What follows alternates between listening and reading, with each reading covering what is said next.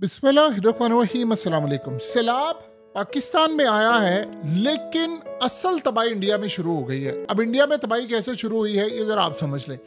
हुआ ये है कि आपको पता है कि टैरिफ इंडिया पर आयद हुआ और मोदी पहुंच गया है इस वक्त चाइना के दौरे पर। 7 साल के बाद वो चाइना के दौरे पर गया है और बड़ी जंग की जो सूरत हाल थी, उस जंग की यानी जो इंडिया और चाइना की हुई थी, उसके बाद ये पहला इस वक्त बड़ा दौरा होने के लिए जा रहा है। अब हुआ क्या है उधर, आप ये सोचें कि पाकिस्तान कंप्लेन कर रहा है जी पानी आया वहां से। इंडिया के साथ मामला ये हुआ है कि 78 साल बाद इंडिया की तारीख में इंडियन रुपीस सबसे ज्यादा लोवेस्ट पॉइंट पे चला गया है।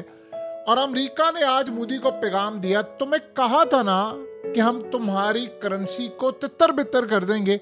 और आज हुआ ये है कि इस वक्त तकरीबन आप समझ ले इंडिया में ऑलमोस्ट 89 रुपीस का यूएस डॉलर हो गया है। जो मोदी जब आया था तो तब 74 का था। ये इंडिया को इतना डैमेज कर रहा है, इतना करेंसी इनकी डैमेज करी जिसका आप तसव्वुर नहीं कर सकते। और सही मायनों में अब चूंकि वो ब्रेक हो गया है, सारी रेजिस्टेंस टूट गई है। अब हुआ ये है कि ये डॉलर जाएगा तकरीबन 100 पर, 110 पर, 115 पर, 125 तक जा सकता है आने वाले दिनों में। जाहिर सी बात है इंडिया को 70 अरब डॉलर का लॉस हो रहा है जो टैरिफ आयद किया है, जो वो चीज़ें भेज रहे थे अमेरिका में। अब सिनेरियो यहाँ पर ये हुआ है कि मोदी करने के लिए गया है वहाँ पर डील फाइनलाइज। अब डील फाइनलाइज में इंडिया की होने जा रही है तबाही अगर वहाँ कोई डील ऐसी फाइनलाइज नहीं होती, क्योंकि इंडिया को हर सूरत वो मार्केट चाहिए जहां पर वो अपना 70 अरब डॉलर का माल बेच सकें। देखिए इंडिया में इस वक्त हालात बहुत ज़्यादा ख़राब है। फैक्ट्रीज इस वक्त मुकम्मल तौर पर फारिग लोग बैठे हुए हैं। वो जो एक्सपोर्ट कर रहे थे वो एक्सपोर्ट जाहिर सी बात है उनकी रुकी हुई है। और जो सीज़न है इस वक्त ख़ास तौर पर ये सितंबर से लेकर दिसंबर तक तो इतना पीक सीज़न होता है जिसमें चीज़ें उनकी बिकती हैं। अमेरिका के अंदर माल बिकता है। और ट्रंप ने जो असल में आज का डोनाल्ड ट्रंप गायब है। आपको पता है कि इस वक्त सोशल मीडिया समेत हर जगह एक ट्रेंड चल रहा था कि डोनाल्ड ट्रंप मर चुका है, डोनाल्ड ट्रंप मर चुका है, डोनाल्ड ट्रंप के साथ ये हो गया वो हो गया, उसकी सेहत खराब है। पूरे 3 से 4 दिन डोनाल्ड ट्रंप कभी गायब नहीं रहता। 4 दिन से मुसलसल वो बंदा मीडिया से आउट है, ना कोई ट्वीट है ना कोई सूरत हाल है। और पूरे सोशल मीडिया समेत हर जगह खबर चल रही थी, इवन के यूएस के अंदर, कि ट्रंप को कुछ हो गया, क्योंकि उसके हाथ पर ऑलरेडी एक बीमारी सी पैदा हो गई है, उसके मामलात ख़राब हैं। और इवन के उसके वाइस प्रेसिडेंट के हवाले से सोशल मीडिया पर खबरें गर्दिश करना शुरू हो गई, रूमर्स इस वक्त फैलना शुरू हो गया। अफवाहों का बाजार था कि नहीं थी, उसने कहा मैं टेक ओवर करने जा रहा हूँ।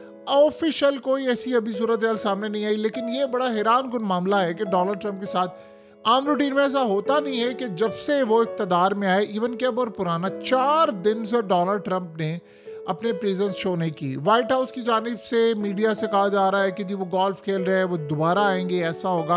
लेकिन जो भी सूरत हाल है बड़ी हैरान कुन है। उधर इंडिया के साथ हो चुका है तबाही का मामला। अब हुआ क्या है, जो इंडिया के लिए इस वक्त मुसीबत ये बनी हुई है, जो सबसे ज़्यादा मुसीबत है कि करेंसी जितनी ज़्यादा वीक होती है, एक्सपोर्टर्स बहुत ज़्यादा खुश होते हैं क्योंकि उनको पैसा ज़्यादा मिलता है। उनको जो पेमेंट मिलनी है, देखिए इस वक्त यूरो के मुकाबले में इनकी करेंसी डाउन है, रियाल के मुकाबले में इनकी करेंसी डाउन है, इनके ब्रिटिश पाउंड के मुकाबले में करेंसी डाउन है, ऑस्ट्रेलियन डॉलर्स, कैनेडियन डॉलर्स, उसके अलावा आप अंदाज़ा कर ले यूएस डॉलर, जो भी करेंसी, इवन के युआन के मुकाबले में इनकी करेंसी डाउन हो चुकी है।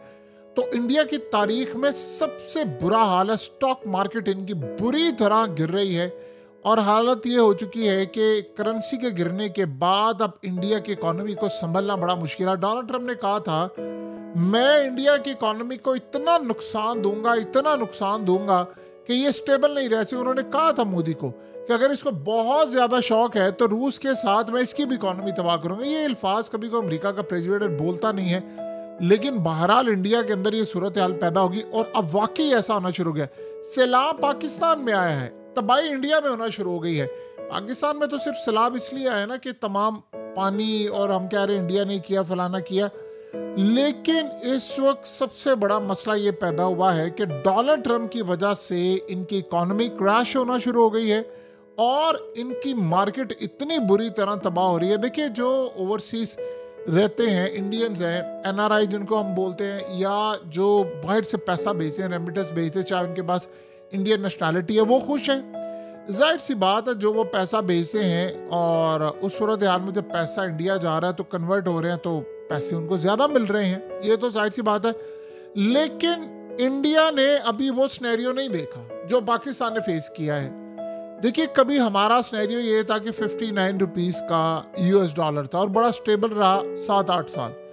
लेकिन मसला सारा यहाँ पर ये हुआ कि जब वो करेंसी गिरना शुरू होती है, अभी तो बैठकर ओवरसीज बहुत सारे लोग ये देख रहे हैं ना, क्या बात है जी, ऐसा हो गया वैसा हो गया। लेकिन जब ये सूरत हाल यहाँ से गिरेगी तो उसका अंदाज़ा नहीं है कि जब करेंसी गिरती है तो सबसे पहले महंगाई होती है, चीज़ें कॉस्टली होना शुरू हो जाती हैं। और जो आप बाहर से पैसा भेजते हैं वो बज़ाहिर आपको लग रहा होता है कि उसको कन्वर्ट करेंगे तो वो बहुत ज़्यादा होगा, लेकिन सूरत हाल उससे ज़्यादा ख़तरनाक होती है। पैसा आप कन्वर्ट तो करवा लेते, लेकिन मुल्क में जो महंगाई होती है, चीज़ें जो महंगी हो जाती हैं, वो आपको उससे ज़्यादा महंगी पड़ना शुरू हो जाती है। तो ये करेंसी का गिरना पूरे मुल्क के अंदर इन्फ्लेशन लेकर आने का जो सिलसिला शुरू होगा वो इंडिया के कंट्रोल में नहीं होगा। अब ये सबसे बड़ा मसला है कि अगर डॉलर 110-15 पर चला गया, इंडिया की तबाही हो जाएगी। देखिए, हमारे साथ मसला बड़ा डिफरेंट था। हमारी एक्सपोर्ट्स इंडिया के मुकाबले में कुछ भी नहीं है, हमारा बजट उसके मुकाबले में कुछ नहीं है। इंडिया एक बहुत बड़ी इकॉनमी है। इंडिया अगर डाउन जाता है तो ये याद रखिएगा पूरी दुनिया के ऊपर इसका असर पड़ेगा। जैसे चाइना में हालात ख़राब हो तो अमेरिका से लेकर यूरोप तक असर पड़ेगा। ये जो डेंट पड़ गया है इसमें सब लपेटने वाले हैं। यानी आप ये सोचें कि इन्वेस्टमेंट इंडिया के अंदर, जाहिर सी बात है जो बाहर बैठे हैं वो सोचेंगे हम इन्वेस्टमेंट करते हैं। मोदी ने यहाँ तक ऐलान कर दिया है अपना मैनेज करने के लिए। उसने कहा जिसके बाद डॉलर पड़ा हुआ है, यूरो पड़ा हुआ है, काला है, सफ़ेद है, जैसे मर्जी कमाया, हलाल का कमाया, हराम का कमाया, इंडिया पैसा ले आओ, मैं तुमसे कुछ नहीं पूछूंगा, मुझे बस यहाँ पर आकर फैक्ट्रीज चाहिए, यहाँ माल बनाओ, यहाँ लोकल बेचो, यहाँ सारा काम करो। अब डोनाल्ड ट्रम्प ने उसको डेंट ऐसा लगाया है, ऐसा डेंट लगाया है कि उसके पास कोई दूसरा रास्ता नहीं है। अब ये कर क्या रहे हैं कि जो इंडियंस पैसा बाहर भेज रहे थे, अपनी करेंसी कन्वर्ट करवा कर बाहर पैसा भेज रहे थे, उनको इन्होंने पूरी तरह ट्रैक करके वहाँ क्रैकडाउन शुरू कर दिया है कि इंडिया से पैसा बाहर नहीं जाना चाहिए। जाहिर सी बात है, 70 अरब डॉलर आप कैसे मैनेज करेंगे?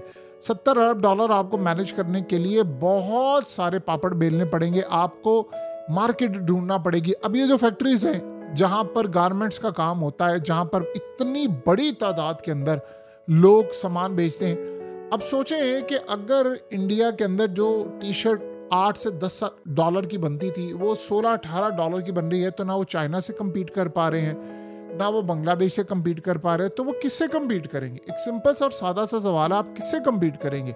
सो लिहाजा आपके पास इस वक्त सूरत हाल नहीं है। मोदी ने इस वक्त कहना शुरू कर दिया है, जितने इंडिया के बाहर लोग बैठे हुए हैं जिनके पास 2 नंबर पैसा, इवन के दुनिया भर के इन्वेस्टर्स, उनको कहा है, चाहे वो इंडियंस हैं या नहीं हैं, वो गोरे हैं काले, उनको कहा कि इंडिया पैसा लें, आपको यहाँ पर ग्रोथ मिलेगी।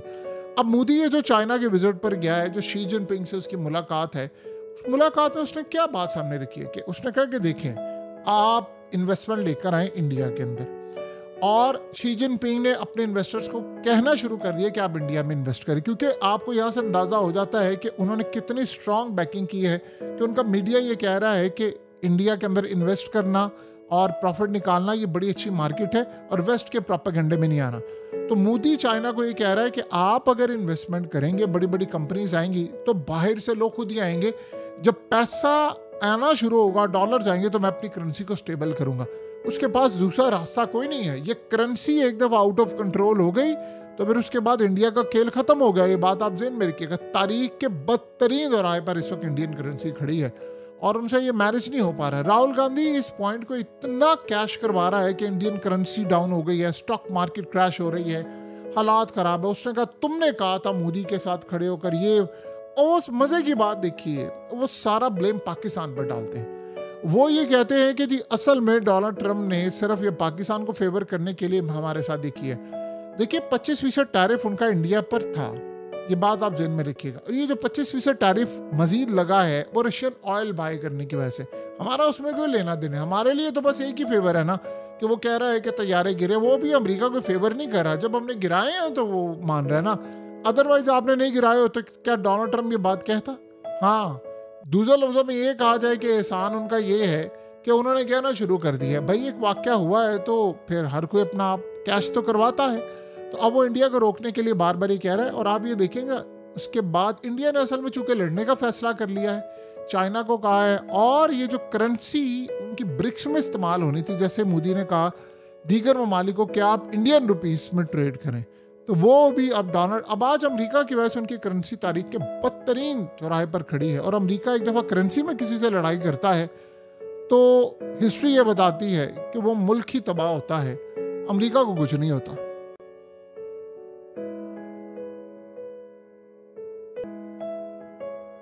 हकीकत टीवी को सब्सक्राइब करना मत भूलें, वीडियो को लाइक करें, शेयर करें और कमेंट सेक्शन में अपनी राय का इजहार ज़रूर करें।